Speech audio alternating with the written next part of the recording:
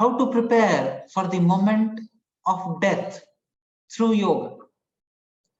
Dear friends, death is a subject which we feel shy about, we do not openly discuss.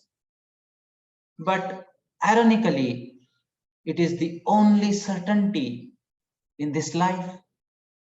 We don't know whether something will happen or not, but we definitely know that death to this body is inevitable, and all of us are in the queue. So yogic dimensions are special because they not only talk about how to live, but they also talk about that particular moment where you are going to leave this body. In fact, we see that a lot of people in the history who attained spiritual enlightenment, actually it happened in the moments when they were leaving their body. It is so because it is in this moment that naturally the life force, which is so much attached to the body, loosens its grip. And then there stands a chance that we may be able to get liberated. But it requires a kind of a preparation. So now I would like to ask you, what do you think? How should we prepare for this inevitable moment of our life? Yes, Anup ji has raised the hand, so I will just allow you to unmute. Yes, please, Anup ji.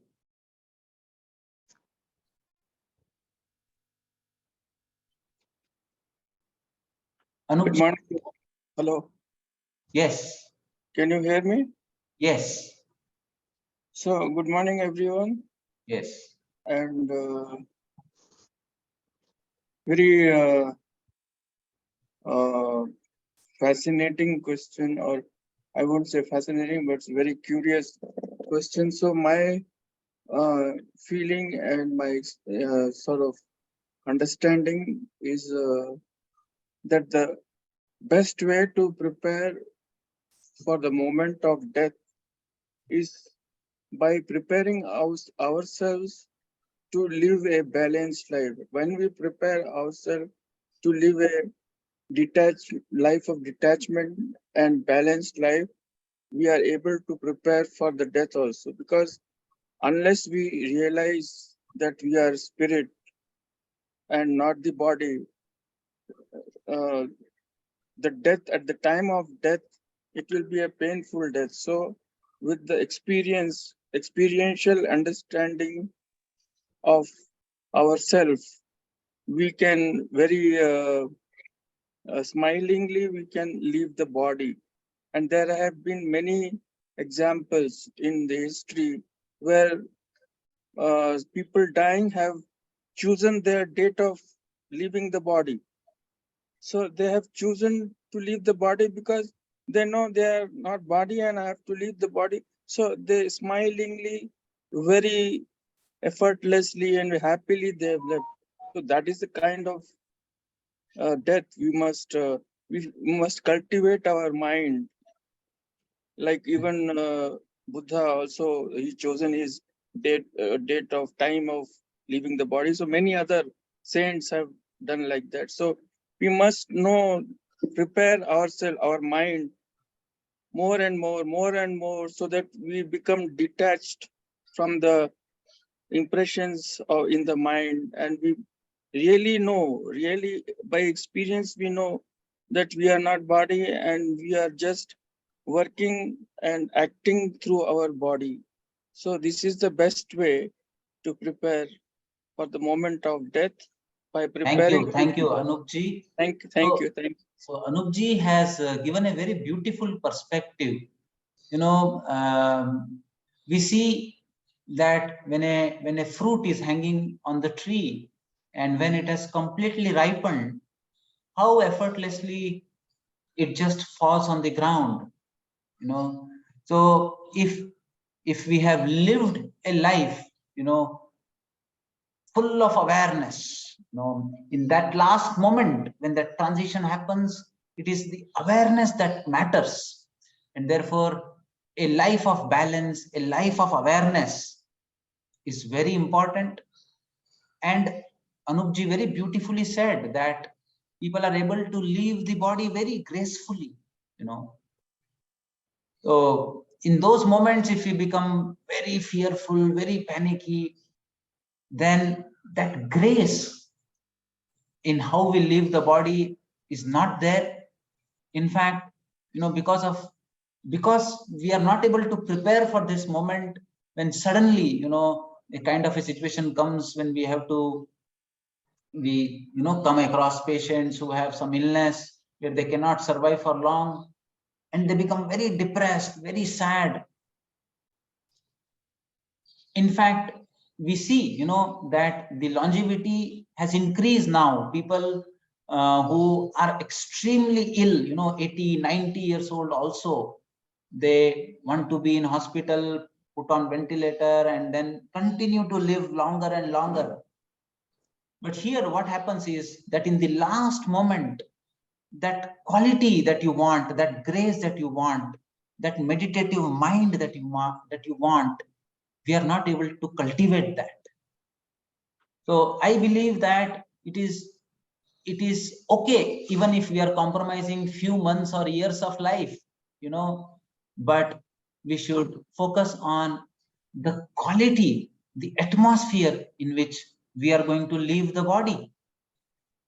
In fact, if you look at Mahabharata, Ramayana, any king, you know, who would become old would go into a forest to leave the body.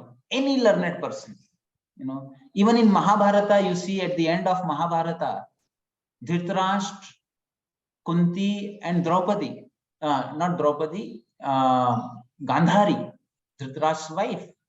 When Dhritarashtra lost the battle, his son died.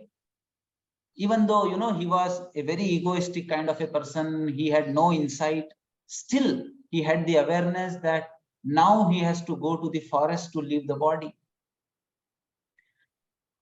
So Bhagavad Gita says that whatever impression that you carry in the last moments of your life, in the moments of your death, that decides the quality of your future lives. And therefore, you know, when we die in an atmosphere where we are hospitalized, where there are so many needles in our body, when all our relatives are crying and we are very sad, it is probably not the best way in which we want to leave the body. Therefore, you know, our Vedic scriptures recommend Vanprastha ashram. They say that, okay, you start preparing for death. And for that, you do not want these kind of attachments to rise up in the moment of the death. So months before, you know, people go into the forest and consciously let go of all the bondages. Even now in India, you know, people want to go to Kashi, the abode of Shiva, to leave the body. So therefore, these, you know, the way that you have to prepare for those moments is very critical. Gandhi sir, what do you want to say? Sir, there is some practice in Buddhism Yes. that you should prepare for the death. That means as if you are not in this world and you are going to die. That type of preparations, if you practice for some time, that you can, when you are getting a death, so you can feel happy and you are connected to the Supreme Lord and living this world without any attachment. And that is the yoga, that is the link to the Supreme. It happens. So that is what they say in Buddhism, and also Yes. in Bhagavad Gita. What we practice this yogas, that is whether it's Hatha Yoga or Gnana Yoga or Bhakti Yoga, it is all transferring our the spiritual world towards the linking with the Supreme God. So we are attaching, that is linking up with the Supreme God. So when a person practices all this yoga and prepares for this at the time of death, so he thinks of only Supreme God, that he will focuses his during death in between the eyebrows, and with devotion engages and remembers the Supreme Lord. So when he leaves that, remembers his Supreme Lord at the time when he leaves, you will not come back to this world again. And so you will not see these miseries and all these things you will not see. So that is the end of the miseries. So he transcends and he attains the Supreme, and he never comes back. There is no again birth. Again, there is no death. Thank you, Gandhi sir. So I think this is very, very beautiful that he has given the example of Buddhist meditators. There is a book also on the art of dying, very deep, beautiful philosophy, different kind of meditation that have been prescribed. And in Bhagavad Gita, 8th chapter, which I am going to show you, there are very beautiful verses on how to prepare for those last moments. Thank you, Gandhi sir. Prachi madam, you would like to say something? Sir, I'm curious to know, like, is there any indication, like, I understand that old age, like, sometime we'll feel that death is coming, but is there any indication that we will come to know ourselves, like, that this is the time I'm leaving my body? Yes. So Prachi ji, this is not at all difficult. If you have lived a life of awareness sensitively, if you're just sensitive to what signals your body is giving you, what signal your energies are giving you, what signal your mind is giving you, if you are just little sensitive, less fearful but open to what experience is coming to you, you will come to know. It is as simple as you just come to know that you are hungry. That that is the kind of a feeling that you get, that yes, I have lived, now my energies are ready to drop this body. You get a clear, precise kind of sense. If you're just little aware, if you have little interoceptive awareness of your system, and in the practice of yoga that we do every day, we are actually developing that awareness, and people easily can come to know that their time has come, that their energies have started to withdraw. Anybody else? Any other views? Sir, Yes, Raghunath ji, yes. sir, could it be emotional and spiritual preparation we have to make before our end? Yes, Raghunath ji, yes. So what do you think? What is your opinion? What do you mean by emotional preparation? We think too much of our family. We have to provide for them. We have to see how best they are coming and all that. That's at one point of time, we must separate ourselves and allow those people to develop themselves on their own. And so far the spiritual is concerned, we'll have to think more on our Lord, and we, as you rightly said, visit Kashi or some of those, so that, and devote more time towards the spiritual progress and understanding what could be what we normally think of reaching the Lord of Narayana's feet and all that. So that way we may sometime prepare ourselves for a comfortable death. Yes, Raghunath ji, I completely agree with you, and that is why so beautifully crafted systems were there. Brahmacharya, Grahastha-ashrama, Vanprastha was the transition period where people started preparing the next generation and gradually started withdrawing from their duties. And then towards the end of Vanprastha, they actually left the place and then took a complete sannyasa. They dropped their identity itself. Who is Raghunath? I don't know. That kind of a kind of a state towards the end when they were about to leave their body. So this is the emotional and spiritual kind of preparation, and then more and more connect with these cognitive principles, the higher principles of life, consciously, actively. So whatever you remember in the last moment of your life is something that will decide the quality of your future lives. But what comes in the last moment in our mind is also something that is the very essence of our life, that we have done throughout our life.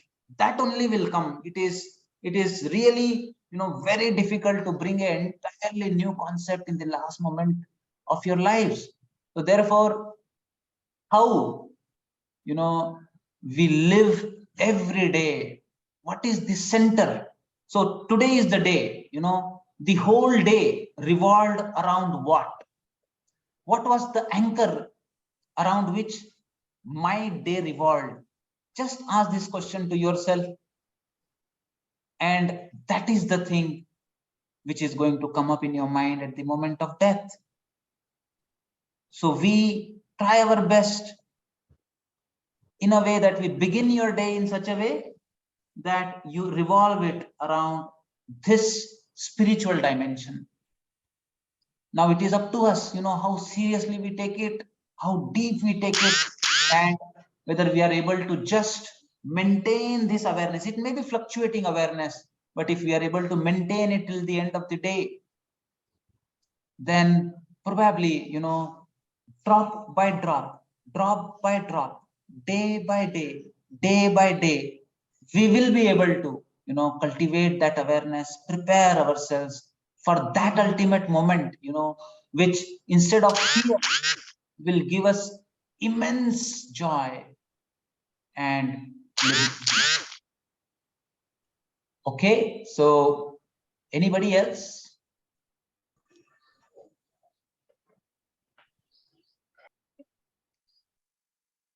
Anybody else would like to share anything? Sir, in ancient text, is there any say regarding like what happens after we leave the body? Yeah, what happens after we leave the body? There are mentions which we can discuss in the next class.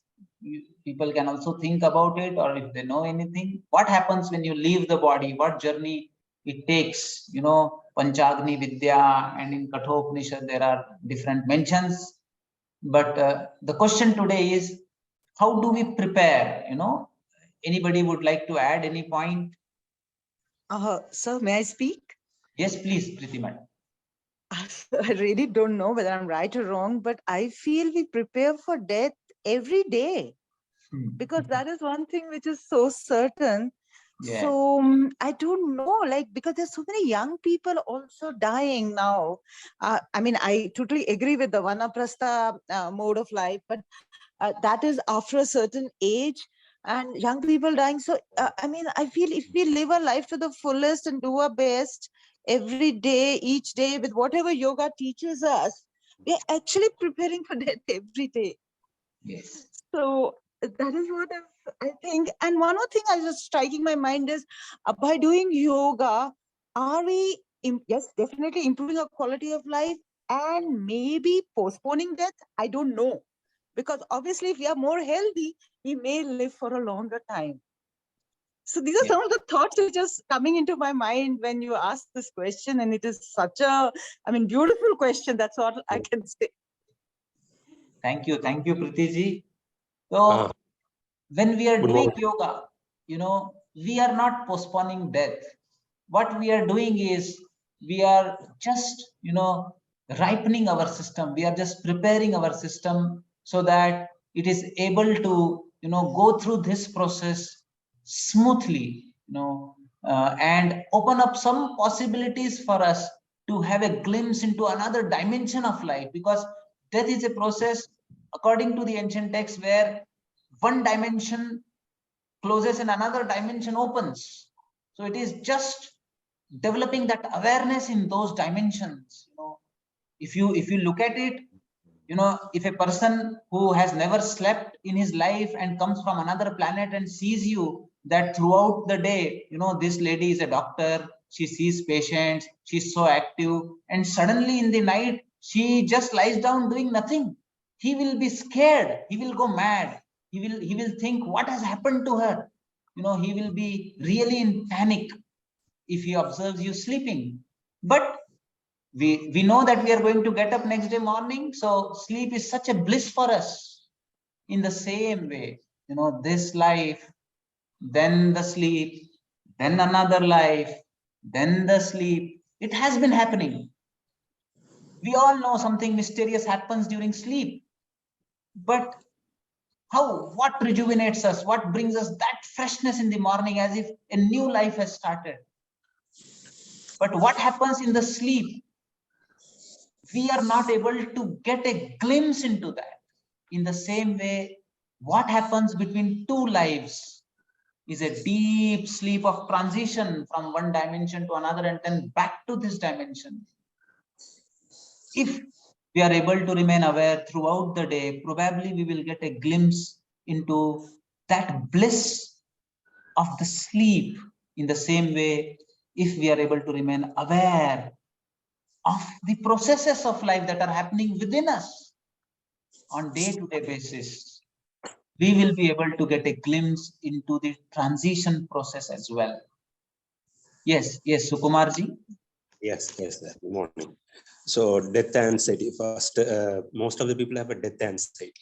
So death anxiety, before death, they have anxiety about death.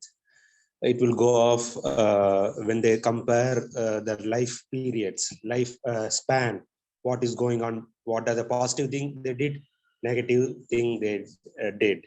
So when there is a balance between that death anxiety will come down. And there is a mismatch, and death anxiety is more.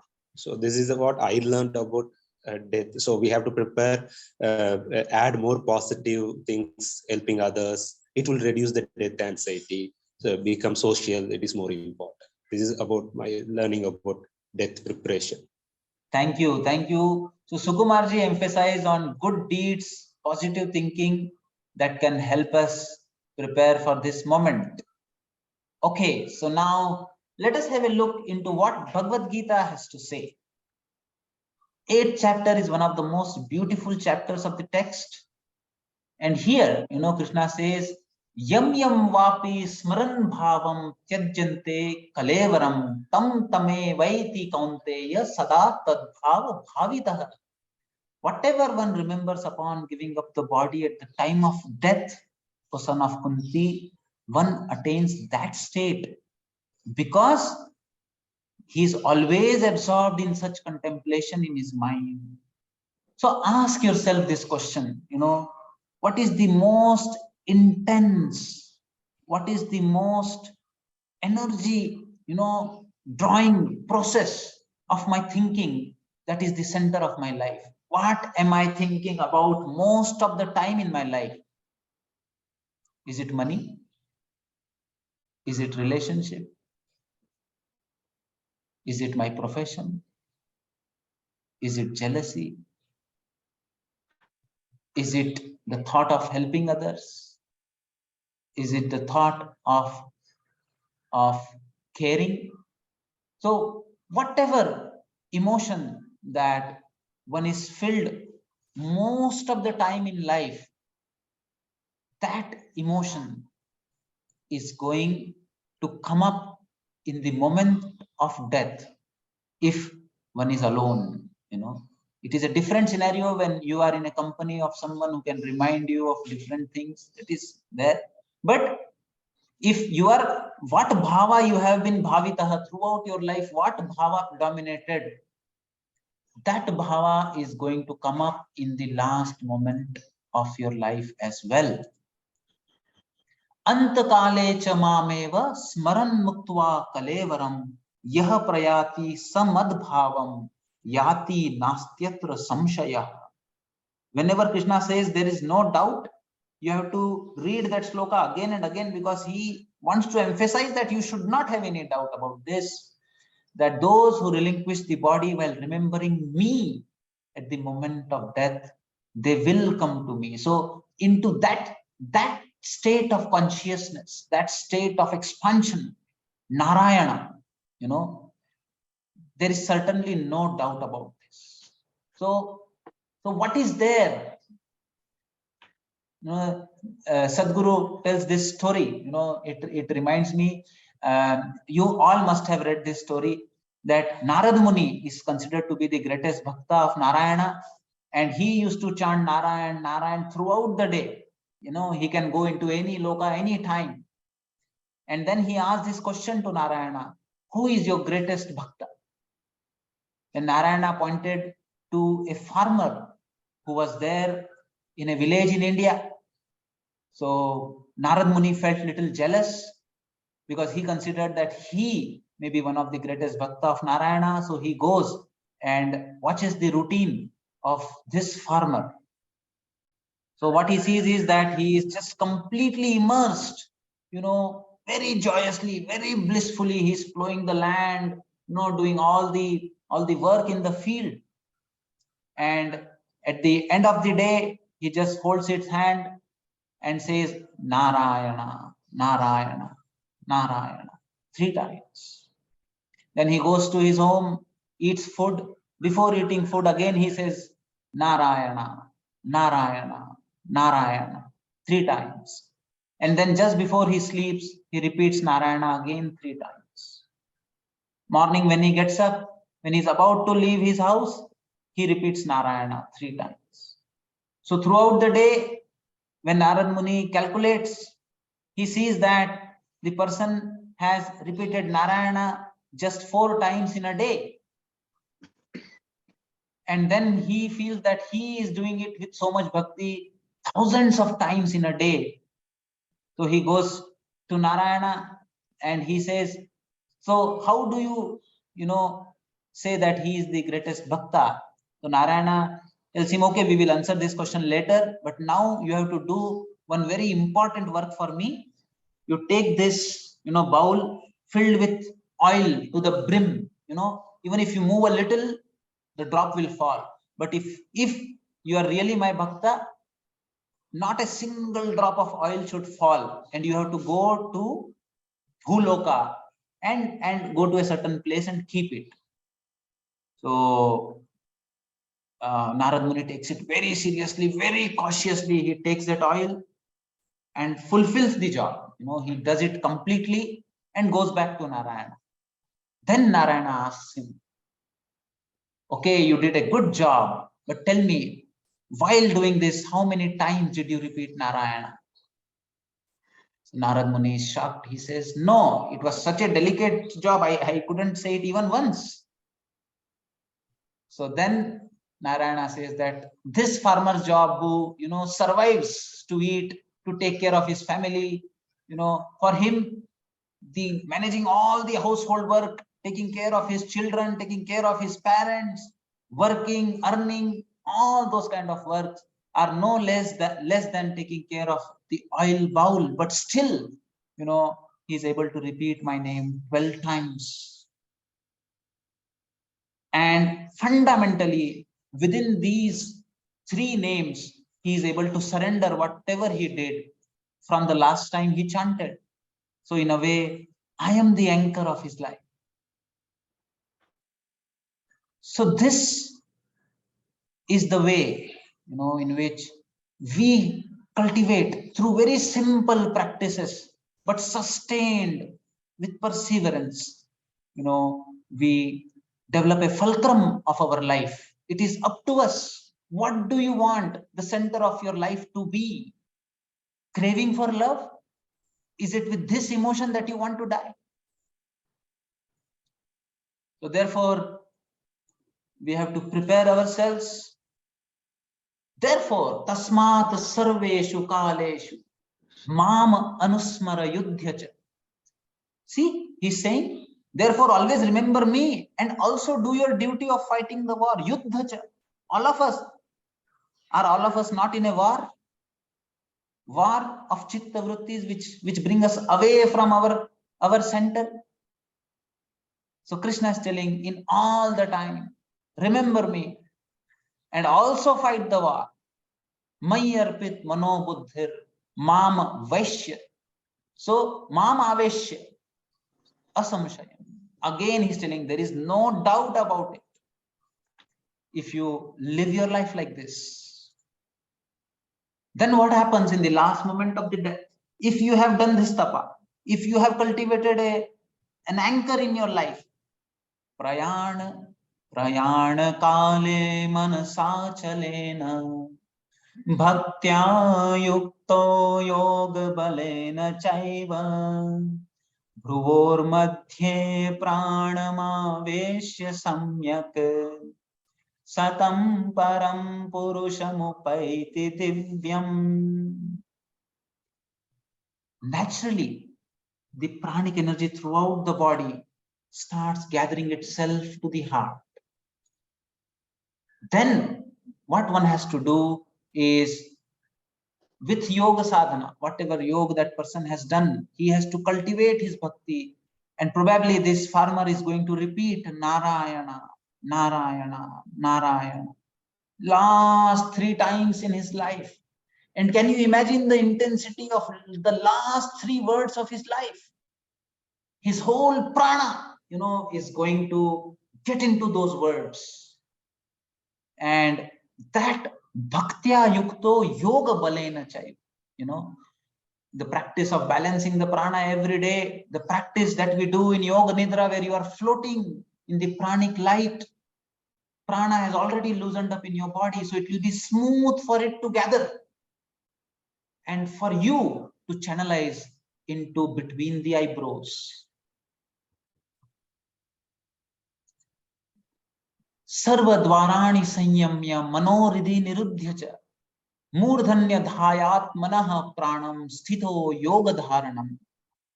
Closing all the gates of the body, doing pratyahar, drawing the life breath to the head, fixing the mind in the heart region. Bhakti ayukto, by bhakti, one should get steadfast in the yogic concentration. Om iti ekaksharam brahma vyaharan mam anusmaran yah prayati tyajandeham sayati paramam gatim. And then at the moment when you leave your body, you chant Om and remember your anchor of life. If you do not believe in God, take a higher principle of life as the anchor of your life. Rotate your whole life around that anchor. Symbolize it by a mantra and chant that mantra. For us, it is Om. Om naturally has the capability of being an arrow that shoots the consciousness into the infinite, according to Vedas. So, Om iti ekaksharam brahma. Chant that and remember that. And it is with this kind of physiological, psychological, cognitive preparations that one should leave the body and prepare for the death. Thank you very much.